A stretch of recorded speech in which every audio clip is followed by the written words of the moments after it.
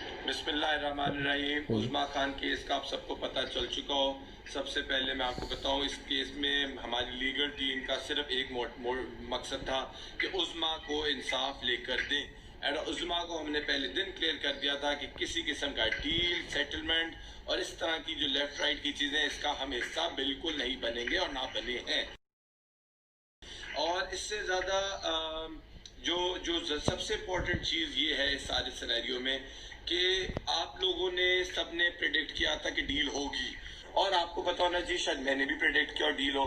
और हर जो criminal legal system को थोड़ा भी समझता है उसको पता है कि डील की प्रेडिक्शन हम सब ने की हुई थी, और उसकी बुनियादी वजह 99% ऑफ द केसेस वैसे ही डील होते हैं। आपको याद होना चाहिए, भूलना नहीं चाहिए, हमारी मेमोरी शॉर्ट है।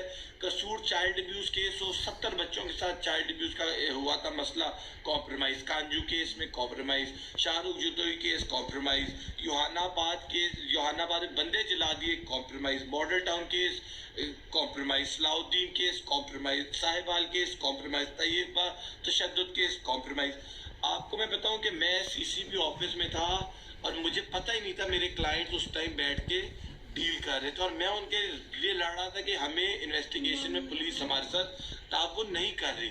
लेकिन इस सारे सिनेरियो के बाद मैं एक चीज बताऊं, मैंने होप लूज नहीं की, क्योंकि मुझे पता है आप और मैंने एक जबरदस्त काम कर दिया सारे केस में कि जो अनटचेबल्स, जो रियल एस्टेट जो स्टेट से बड़ा रियल एस्टेट था, वो उनको पता चल गया कि आइंदा गेट नहीं फलांगना, आइंदा दरवाजे नहीं तोड़ने, आइंदा लड़कियों के बेडरूम्स में ये गार्ड कल्चर प्रमोट करने नहीं जाना, औरतों के कपड़े नहीं खींचने, औरतों को पे जुल्म नहीं करना।